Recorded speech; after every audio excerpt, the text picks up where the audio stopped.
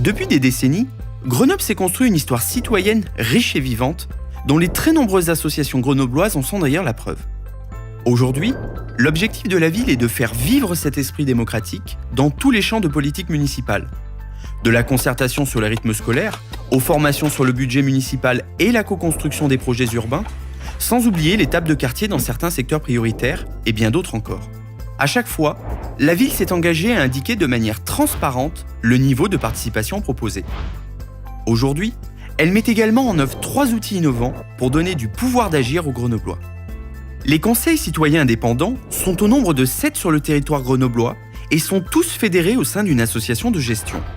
Chacun d'entre eux est composé au départ de 40 citoyens volontaires ou tirés au sort, à parité d'hommes et de femmes de plus de 16 ans, de toute nationalité, habitant ou travaillant à Grenoble. Ils ont pour mission d'initier des projets collectifs, d'animer des débats publics et de mener des actions de solidarité. Lors du conseil municipal, ils peuvent interpeller la ville en posant une question au maire. Le budget participatif permet chaque année aux Grenoblois de décider directement d'une partie du budget d'investissement de la ville. En effet, tout citoyen de plus de 16 ans peut soumettre un projet d'intérêt général qu'il vient ensuite défendre lors de la ruche au projet. C'est lors de cette grande assemblée ouverte à tous que les citoyens présents échangent, débattent et sélectionnent les meilleurs projets. Après consolidation technique par les services de la ville, chacun de ces projets sont soumis au vote des Grenoblois et ceux récoltant le plus de voix sont mis en œuvre l'année suivante.